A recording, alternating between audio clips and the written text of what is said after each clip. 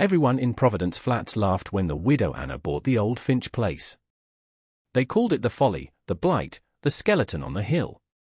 For $100, she bought herself a tomb, they said, a monument to a madman's forgotten dream, and they shook their heads as she walked away from the land office, her savings reduced to a single silver coin in her pocket. But when she finally uncovered the truth that had been sealed away in cold, silent darkness for 2 decades, the laughter died in their throats, replaced by a shame so profound it would forever change the soul of the town. If you believe that even the most broken places deserve a second chance, subscribe to our channel and let us know in the comments where you're watching from. The world had already taken everything from Anna. She was only 22, but the grief she carried had the weight of a century. It lived in the quiet set of her shoulders and the way her eyes seemed to look past you, searching for a horizon that was no longer there. 6 months prior, the fever had come through their small homestead like a phantom thief, silent and swift, leaving with the warmth and laughter of her husband, David. It had taken his breath, then his heart, and in doing so, it had taken the future they had so carefully sketched in late-night whispers. After he was gone, the silence in their small cabin grew into a physical presence, a cold guest that sat at their empty table. The bank, with its polite, regretful letters, took the rest. The land, the cabin, the few animals, all were swallowed by a debt she could never hope to pay. She was left with David's loyal German shepherd, Kaiser, a beast whose own sorrow seemed to mirror her own, and a small, worn satchel containing the last of their money. The loss was total. It was not just the loss of a person or a place, but the loss of her own story. She was a character in a book whose final pages had been ripped out, leaving only a stark, empty binding. Providence Flats was a place to disappear, a town that clung to the dusty plains, too stubborn to thrive, too tired to die. It was a fitting place for an ending. The decision was made in the cold, sterile air of the town land office, a room that smelled of stale paper and finality. The clerk, a man named Mr. Abernathy with spectacles perched on his nose, looked at her with a mixture of pity and disbelief. He had said, his voice a dry rustle, "You understand this property is sold as is. There are no guarantees. The structure is unsound. The well is likely fouled. The town council considers it a blight." He spoke as if trying to warn a child away from a hot stove. Anna simply nodded, her gaze steady. She had walked the perimeter of the property the day before, Kaiser pacing silently beside her. She had seen the collapsed verandas, the skeletal remains of a grand porch, the hollow, staring eyes of its many windows. She had felt the profound loneliness that radiated from it, a sorrow that felt familiar, like a sister to her own. "I understand," she said, her voice quiet but firm. The $100, a small stack of worn bills, lay on the polished wood between them. It was everything. It was the price of a train ticket to somewhere new, the cost of a few months' rent in a boarding house, the sum of her worldly possessions. Mr. Abernathy sighed, dipped his pen in ink, and pushed the deed toward her. The town wanted the property off its books, and this quiet, haunted-looking young woman was an easy solution. She signed her name, her hand not trembling, and in that moment, she was no longer adrift. She was anchored, for better or for worse, to the ruin on the hill. The townsfolk would call it foolishness. For Anna, it was an act of defiance against the void. She was planting a flag in her own despair. The journey to her new home was not a journey of steps, but of ascension. The house stood on a rise overlooking the town, set back from the main road by a long, winding path choked with the skeletal remains of winter weeds. Snow lay in thin, stubborn patches in the shadows, clinging to the frozen earth. The air was thin and sharp, and each breath was a clean, cold pain in her lungs. Kaiser walked close, his body a warm, solid presence against her leg, his senses alert. The mansion did not loom, it mourned. It sagged under the weight of a forgotten history, its steep gables like the hunched shoulders of a grieving giant. The faded paint, once a brilliant white, was now a tapestry of grey and brown, peeling away to reveal the dark wood beneath. As she approached, the silence deepened, broken only by the crunch of her boots on the frozen ground and the low sigh of the wind through the barren branches of ancient oak trees. The front door was immense, its iron handle cold as a bone. It resisted her at first, groaning on rusted hinges, then swung inward to reveal a vast, cavernous darkness. The air that rushed out was stale, thick with the scent of dust, decay, and something else, the faint, lingering perfume of time itself. Light struggled through the grime-caked openings, illuminating a grand staircase that swept upward into shadow. Dust motes danced like frantic spirits in the pale shafts of winter sun. Every surface was draped in a thick shroud of grey, a soft armor of neglect. The silence within these walls was different from the silence of the plains. It was a heavy, listening silence, filled with the echoes of footfalls and conversations that had ended long ago. "We're home," she whispered to Kaiser, and the word, spoken aloud, seemed impossibly small in the echoing void. The town watched her. In the first week, as she made her slow, methodical trips to the general store for flour, salt, and candles, she became a spectacle of quiet tragedy. The whispers followed her like a cloud of insects, buzzing just at the edge of her hearing. Lost her mind with grief, one woman would murmur to another over a barrel of dried beans. "Buying that cursed place. Finch's ghost will see her out before the thaws." The men at the saloon would watch her pass, their expressions a mixture of morbid curiosity and rough pity. They had all heard the stories of Thomas Finch, the wealthy Easterner who had poured a fortune into the mansion before vanishing one day, leaving behind nothing but rumors of madness and ruin. No one offered help. No one offered a kind word. To them, she was already a ghost, another lost soul haunting the periphery of their small, hard world. One evening, a rock crashed through one of the boarded-up openings on the ground floor, a ragged piece of cloth tied around it. Unfurling it, she found a message scrawled in crude charcoal: "Leave The Devil's house." Kaiser growled, a low, guttural rumble deep in his chest, and stood between her and the shattered opening. Anna looked at the note, her expression unreadable. She felt no fear, only a profound weariness. The world was so full of casual cruelty. She picked up the rock, folded the note, and placed it on the mantel of the great, cold fireplace she was slowly clearing of debris. She would not be scared away. She had already lost everything that mattered, there was nothing left for them to take. She swept up the debris, patched the opening with a spare board, and went back to work, her movements deliberate, her resolve hardening into something unbreakable. The house had accepted her, and she would not abandon it. Weeks bled into a month. The brutal winter held Providence Flats in its icy grip, isolating the mansion even further. Anna and Kaiser lived in 2 rooms on the ground floor, a small kitchen and an adjoining parlor. She had managed to clear the chimney of a bird's nest and debris, and now a small, hungry fire in the hearth was their constant companion, a beating heart of warmth in the cold, cavernous body of the house. It was in this parlor, while sweeping away layers of cake dust and grime near the hearth, that she felt it, a subtle give in the floorboards beneath her feet. It was a slight looseness, a hollow sound where there should have been solid oak. Curiosity, an emotion she thought had died with David, stirred within her. Using the hearth poker, she carefully pried at the edge of the board. It resisted, then lifted with a low groan, revealing a dark, rectangular cavity beneath. Her heart began a slow, heavy beat against her ribs. Reaching into the cold darkness, her fingers brushed against something hard and metallic. It was a chest, small and bound in iron straps, heavy for its size. It was not a grand treasure chest from a storybook, but something small, dense, and personal. A simple but sturdy lock held it shut. There was no key. She lifted it from its hiding place, the cold of the iron seeping into her hands. She ran her fingers over the rusted metal, a sense of awe and reverence settling over her. This was not a random object. It had been hidden with purpose, a secret intentionally buried. For the first time since arriving, she felt she was not alone in the house. She was in the presence of a memory, a story waiting to be told.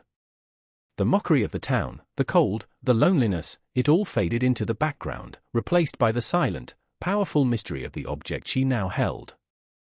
Getting the chest open became her sole focus. For 2 days, she worked at the lock with a length of stiff wire, her fingers growing numb and raw. The mechanism was old but well-made, resisting her efforts with stubborn silence. Finally, on the evening of the 2nd day, with a final, patient twist, she felt a faint click. A soft, metallic sigh. The latch sprang open. With a breath held tight in her chest, Anna lifted the heavy lid. A faint scent of dried herbs and old paper rose to meet her. There was no gold, no jewels, no pile of coins. The contents were far more precious. On top lay a single, small leather shoe, worn at the toe and heel, clearly that of a young child. Beneath it, a daguerreotype in a tarnished silver frame. It showed a woman with a gentle smile and kind eyes, her arm wrapped around a little girl of about 5 or 6, who stared at the camera with a solemn, unblinking curiosity. And under that, a thick, leather-bound journal, its pages filled with elegant, looping script. She opened it. The ink was faded but clear. The first entry was dated 10 years before the town believed Thomas Finch had even arrived. "My dear Clara," it began, "I have purchased the land. A place where the sky is endless, where our little Rose can run without fear. We will build our castle here, a testament to this love that fills my every waking moment." Anna read on, the firelight flickering across the pages, her world shrinking to the words written by a ghost. The journal told a story not of madness, but of staggering, unimaginable grief. Finch's wife, Clara, and their daughter, Rose, had died of cholera in Boston just as he was preparing to bring them west. He had come anyway, half mad with sorrow, and had begun to build their dream house alone, a frantic, desperate act of memorial. He wrote of every detail, every beam, every planned room, as if by building it, he could somehow keep their memory alive. The folly was not a monument to ego, but a cathedral of loss. News in a town like Providence Flats traveled on the wind, carried in whispers and assumptions. Her frequent trips for lamp oil, her focused intensity, the simple fact that she had not yet fled the mansion in terror, it was all pieced together into a new narrative. The widow had found something. The whispers of curses were replaced by whispers of treasure. This new rumor reached the ears of Mr. Sterling, the town banker, the man who had quietly bought up failed homesteads, including Anna's former property. He had encouraged the town council to sell the Finch place for a pittance, certain it was worthless, a way to clear a messy title from the books. Now, the thought that he had overlooked something valuable gnawed at him. He sent 2 of his men, rough-looking ranch hands who did his bidding, to pay Anna a visit. They arrived at dusk, their horses stamping impatiently as they stood on her porch, their silhouettes large and menacing against the fading light. The taller one said, his voice flat and devoid of courtesy, "Mr. Sterling heard you might be looking to sell. He's prepared to offer you $200. Double your money." Anna stood in the doorway, Kaiser a low, rumbling threat at her side. "I'm not selling," she said, her voice calm. The man's eyes narrowed. "This is a dangerous place for a woman alone. Things happen. Fires start. Best to take the offer." The threat hung in the cold air between them, ugly and plain. Anna did not flinch. She simply looked past them, toward the town whose lights were beginning to flicker on in the valley below. "This is my home," she said, a quiet finality in her tone. Then she slowly closed the heavy door, the sound of the bolt sliding home echoing the resolve in her heart. The danger was no longer a phantom from the past, it was real, and it was at her door. That night, unable to sleep, Anna returned to the journal. The fear from the confrontation with Sterling's men had sharpened her senses, creating a desperate need to connect with the one person whose story now felt intertwined with her own. She read deep into the night, the pages detailing Finch's descent into a grief so profound it blurred the line between devotion and obsession. He wrote to his dead wife and daughter as if they were still there, describing the progress on Rose's room, the view from the window where Clara would have sat to read. It was heartbreaking. As she reached the final few pages, the writing grew more erratic, the ink blotched as if from a trembling hand. And then she found it. Tucked into a leather sleeve sewn onto the inside back cover was another document, folded and sealed with wax. It was an official deed, properly filed with the territorial government 20 years ago, long before Providence Flats was even formally chartered. It granted Thomas Finch ownership not just of the 100 acres the mansion sat on, but of the entire northern valley, including the headwaters of the creek that provided the town with its only reliable source of water. A tremor went through her. Finch hadn't just built a house, he had owned the lifeblood of the entire region. The next morning, she walked into town, the journal and the deed wrapped in oilcloth and tucked safely in her satchel. She went straight to Mr. Abernathy's office. She laid the journal and the deed on his desk. The clerk, skeptical at first, began to read. His expression shifted from curiosity to shock, then to a deep, solemn respect. He examined the deed, holding it up to the light, tracing the official seals. "My God," he whispered, looking at Anna as if seeing her for the first time. "This is legitimate. The town charter, our water rights, they're all dependent on access to this spring." She had not come for a fight. She had come for justice, for Thomas Finch and for herself. In her hand, she held not a weapon, but the truth. The town council meeting was held in the drafty, lamplit town hall. Mr. Sterling sat at the head of the table, his face a mask of smug authority, flanked by the ranchers and merchants who constituted the town's leadership. When Anna entered with Mr. Abernathy, a dismissive silence fell over the room. Sterling began, his voice dripping with condescension. "Mrs. Miller, we understand you have some fanciful notions about the property you purchased." Anna didn't respond to him. Instead, she looked at the faces of the other men, men who had known hardship, men whose families depended on the town's survival. She placed the journal on the table. "This belonged to Thomas Finch," she said, her voice clear and steady, filling the quiet room. "He wasn't a madman. He was a father. He was a husband. He built that house to honor a family he had lost." Then, Mr. Abernathy unrolled the deed. He explained its legal power in his dry, precise terms. The land, the water, the very future of Providence Flats, technically belonged to the woman they had all scorned. A panicked anger rose in the room. Sterling stood up, his face turning a blotchy red. "This is blackmail. She's trying to extort us." But Anna shook her head. "I don't want your money," she said, her gaze sweeping across their stunned faces. "I want you to help me fix his house. I want the town to recognize it not as the Finch Folly, but as the Finch Memorial. In return, I will sign a deed of permanent water access to the township for the sum of $1." The room was silent, the force of her moral clarity more powerful than any threat. She was not taking from them, she was offering them a chance to reclaim their own history, to right a collective wrong. The men looked from the deed to Sterling, whose power was evaporating before their eyes, and then to Anna, the quiet widow who had shown them a better way. The vote was unanimous. The spring came, and with it, a transformation. The thaw seemed to break not just in the landscape, but in the hearts of the people of Providence Flats. The story of Thomas Finch, Clara, and Rose spread through the town, replacing the old ghost stories with a tale of love and loss they could all understand. The mansion on the hill was no longer a place of fear, but a site of pilgrimage, of redemption. On weekends, men from the town would arrive, not with threats, but with lumber and tools. They repaired the collapsed porch, secured the roof, and helped clear the overgrown grounds. The women would bring food and help Anna clean the endless rooms, their earlier whispers of mockery replaced with quiet, respectful conversation. They were not just rebuilding a house, they were mending the fabric of their community. Anna, in turn, opened the house to them. She showed them the journal, the daguerreotype, the tiny worn shoe. The house became a living museum, a place to remember that behind every curse lies a wound, and within every ruin lies the ghost of a beautiful dream. Mr. Sterling, his reputation shattered, sold his holdings and left town quietly. Mr. Abernathy became a frequent visitor, finding a quiet joy in helping Anna archive Finch's papers. As the seasons turned, the house began to breathe again. Flowers, planted by the town's women, bloomed in the once barren gardens.